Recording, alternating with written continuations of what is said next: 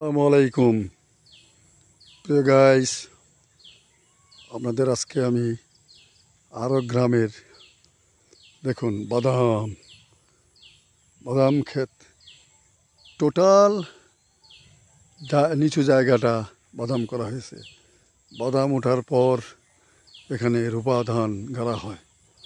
আসলে গ্রামে এই বাদাম সব জায়গায় না, কিছু কিছু জায়গায় খুব ভালো ফলন হয় এবং প্রতিমন বাদাম 4,4200 4,400 টাকা মন হিসাবে বিক্রি করা হয়। গত বছর অবশ্য বাদামের মূল্যটা কম গিয়েছে, কারণ দেশের অর্থনৈতিক অবস্থা তো আপনারা সবাই জানেন। গ্রামের এই সেই বাদাম করে লোকজন প্রচুর টাকা উপার্জন করছে। গ্রাম আর আগের মতো গ্রাম নাই, এখন গ্রামের লোকজন অনেক টাকাওয়ালা।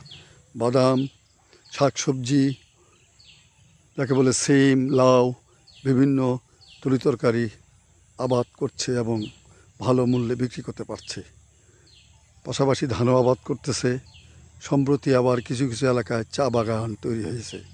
তবে এটা পূর্বের আবাদ, এই বাদাম দীর্ঘদিন থেকে আবাদ হয়ে আসতেছে। ধন্যবাদ সবাইকে।